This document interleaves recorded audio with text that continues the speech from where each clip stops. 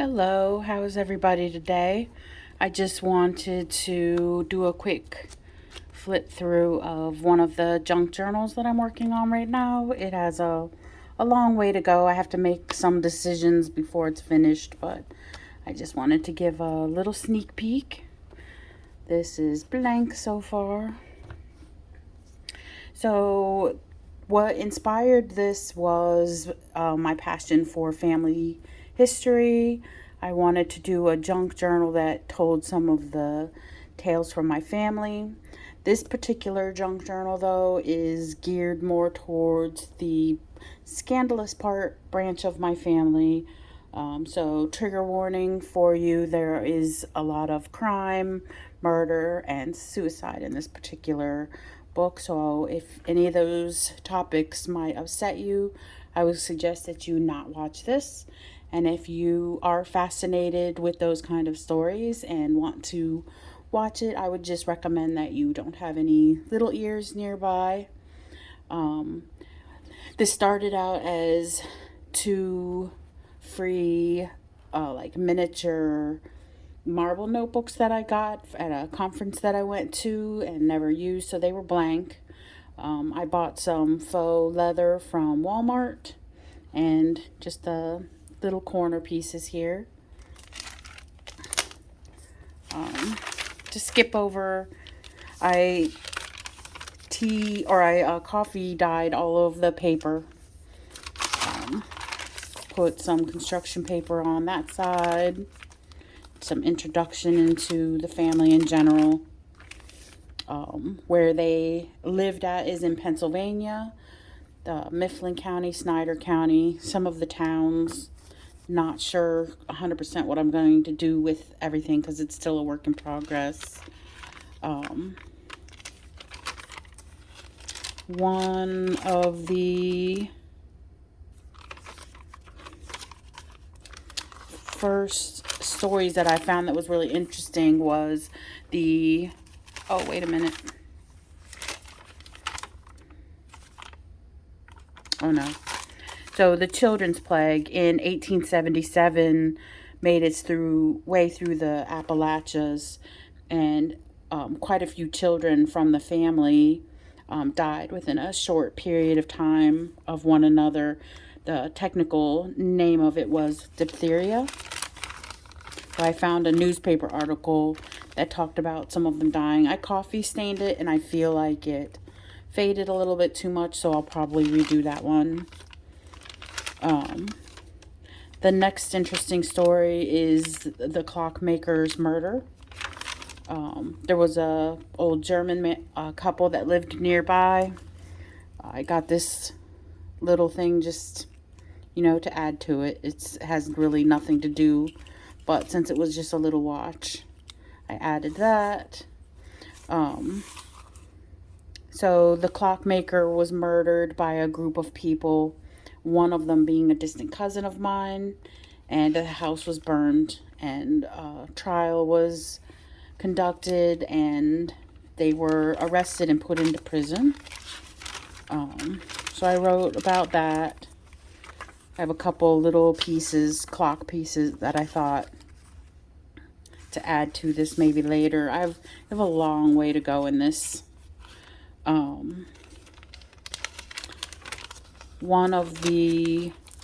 So this one here, I wasn't sure if I should include it at all.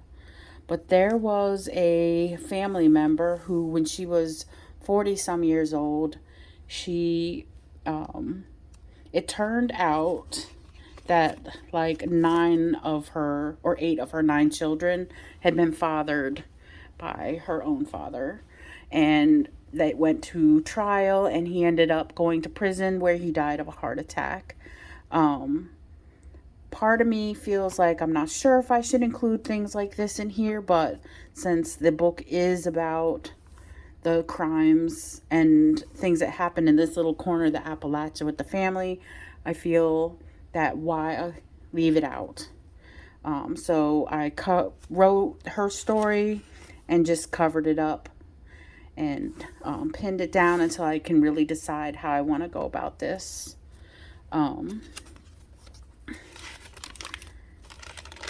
the next story in here was my great-great-grandfather had fought and killed a bear in the mountains, and in 1889 it was article was written up in the newspaper. So I took the information from the news article and wrote it out into this thing. No jobs in the area, so some of the people started migrating away.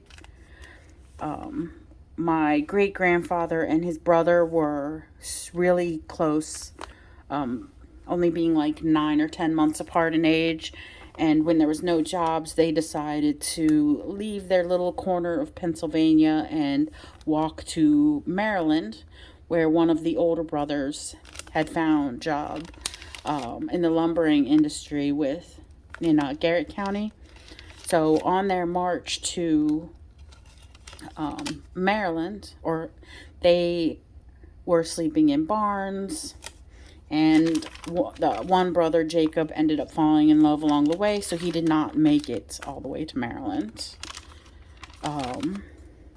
So he fell in love and got married, whereas my great-grandfather made it all the way to Maryland, to Garrett County.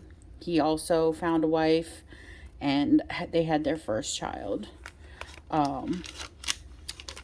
Right around this time, World War I hits. So the two brothers that were in Garrett County, Maryland, hightailed it back to Pennsylvania. Two of the brothers from that family went and were drafted in. I found photos of the ships that they sailed on. I also found a picture of the brothers, and I haven't had a chance to add that in yet. And that is one of the ships that one of them came home in. Another story was one of their neighbors was known in the Appalachia area as the preacher, and he was a bootlegger. One of the brothers who had gone to fight in World War I married one of the bootlegger's daughters, married somebody from the bootlegger's family. Can't remember off the top of my head. Then I got to the section of where my grandfather was born. Around that time, my great-grandfather was arrested for shooting the daughter of the preacher, the one that was the bootlegger, but they weren't able to prove that he was guilty of doing that, and so that ended up getting dropped. Couple newspaper articles. Again, some of these faded too much when I coffee stained them, so I'm going to try to figure out another way to do those.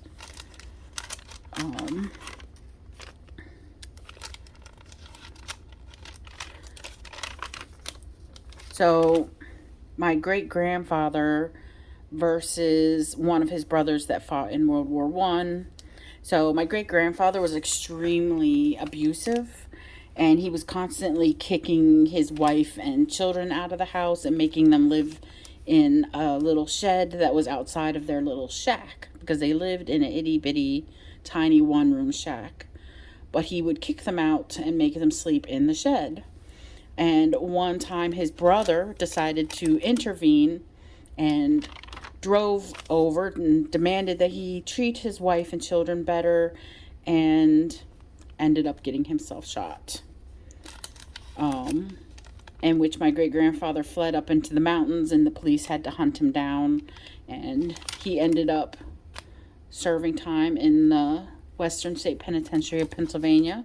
So I got a copy of the intake form where they took his photo, and I also got his fingerprint card and the list of the time that he had done before coming to the penitentiary.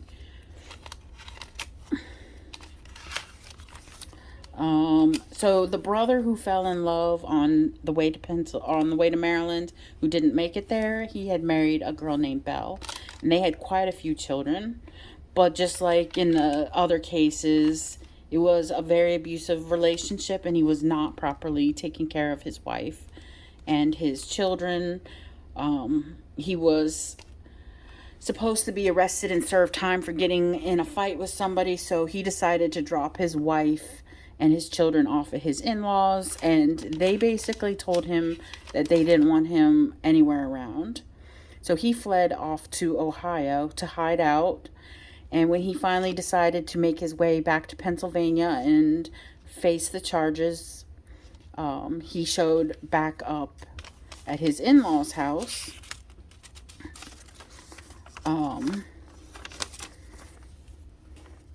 And ended up getting into a fight with his father-in-law, and he ended up getting shot and killed accidentally.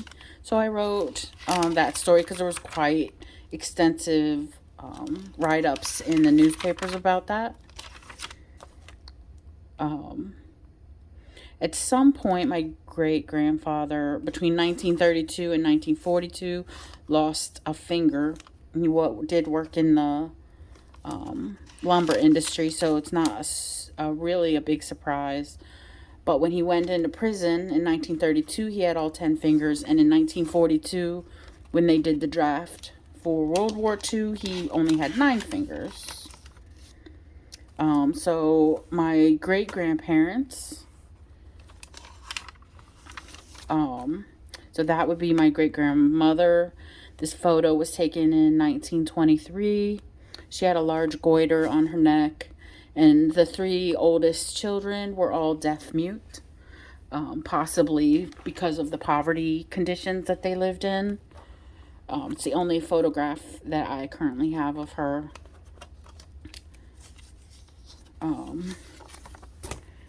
That is a photo that will go back in this section. So what happened is that my great-grandfather ended up murdering my great-grandmother. They had 13 children, I think 12 of them alive when the murder took place in 1942. He had deserted the family, and she had filed action in court, and he told her to drop it, and she refused. So he had murdered her. There was a manhunt up into the mountains to try to find him, but he chose to take his own life rather than to be taken by the police. The next part is talking about how the children were separated out after the murder happened. Some of the children were old enough to join the military and get out of the situation that way. The little youngest children were adopted out into different families. My grandfather, who was 13, ended up just being a farmhand and living in a barn. He was not adopted, and he was too young to serve in the military.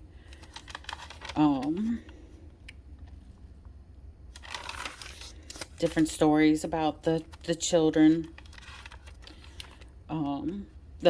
My second great-grandfather, who had killed the bear, had died in 1948 when my grandfather was 18. At that point, my grandfather decided to leave for Florida.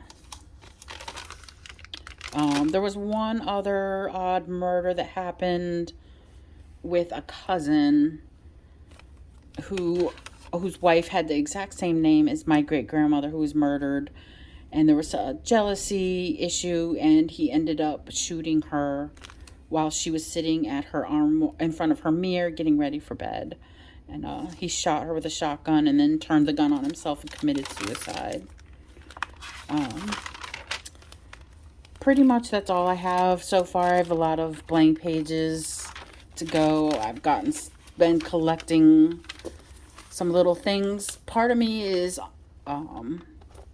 unhappy with the way that it is turning out. I feel like I could have done a lot better with the items that are fading.